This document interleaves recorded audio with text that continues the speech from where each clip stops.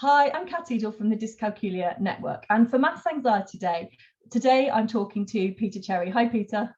Hi, Kat. Thanks for inviting me. You're most welcome. So, first of all, Peter, just tell us a little bit about yourself and your maths anxiety. Okay, so I have dyscalculia, which rhymes with Julia, and I was diagnosed when I was 10. So I've had it throughout my life, but there are certain ways that certain tricks that I've learned over the time to kind of help myself with whenever maths has come into my life. And where maths anxiety comes in as well, I suspect. Exactly. Yeah, the two are very linked. There's no maths without anxiety, unfortunately. Yeah, I can understand that. So what situations now as an adult make you feel anxious about maths?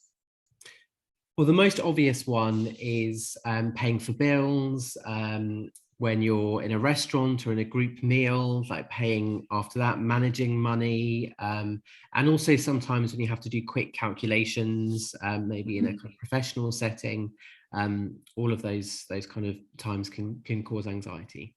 Yeah, and what does it actually make you feel like when you're in that situation? Can you give us an example? Yes, in fact, just yesterday. So yesterday I went for a group meal with some friends, and the bill came, and we had to calculate how much everybody owed. And it was just very, very stressful. And there was a discussion at the time about, oh, my maths isn't so good, which means something quite different if you've got dyscalculia, as I'm sure you know from your work. Yeah. And and so a lot of people were saying, oh, we need to do the mental maths. And I just said at this point, oh, I always use a calculator. And somebody who didn't know they had dyscalculia said, oh, but it's always good to keep your mind going on the maths. I always try it. And I said, money is just too important to not use a calculator for. And people laughed. So for me, I've always found that like a short bit of humor really helps. And it also just means that the kind of tension goes down a little bit. And also always using a calculator. Calculators are your best friends. That's really, really useful. Is there other things that you think that you do that help in other situations, like maybe to do with time management or to do with budgeting? Is there other strategies you use in those situations? Yeah, so that's actually another thing. Time management is really, really difficult for me. I really struggle being on time for things, and I often miscalculate how much time I'm going to need to do something.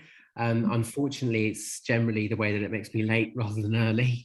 But what I've started to do is I just give myself as much time as possible. So if I know that I am going to, I need to get out to the house at a particular time, I make sure that I've decided the clothes that I'm going to wear, that I've got everything out ready. And I make sure also that if I need to take any transport or anything like that, there's a particular time I have to be there for. So that's really helped me there. So lots of planning. In terms of budgeting, so I actually changed banks recently. I was using HSBC, but now I'm using Starling. And Starling are really useful for dyscalculics actually, because because on their app, which is very accessible and easy to use, you can actually put aside money into different categories. And I found that's really helped me as well, and taken away a lot of the anxiety around budgeting as well.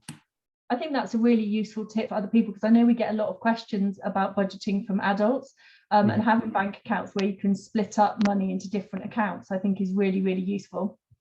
Fantastic. Is there anything that your friends and family do to help you with maths anxiety when they know about your dyscalculia?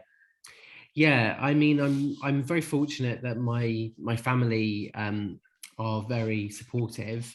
I mean, just a tiny bit of my back history. So I'm very fortunate to have strong literacy skills. So ever since I was a child, the difference was quite stark between how I was in literacy and how I was in maths. And my family have just always been supportive. And they noticed very early that something was slightly amiss. and or something slightly different, I should say, and maths was a bit more challenging for me. And to this day, what they do is they will always check over, particularly if there's something I'm a bit anxious about, often with money. My dad will always check over things for me.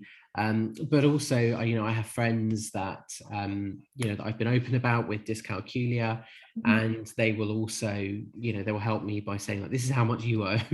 And, and it actually does make you feel a lot better when they do that. And if they're in group situations as well, I've had friends who have just been like, essentially sort of winked at me and been like, don't worry, I'll manage this and tell you how much you owe.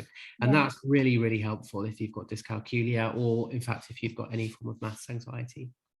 Brilliant. Thank you ever so much for sharing some of your experiences with us today. You're very welcome. Anytime. See you soon. Take care.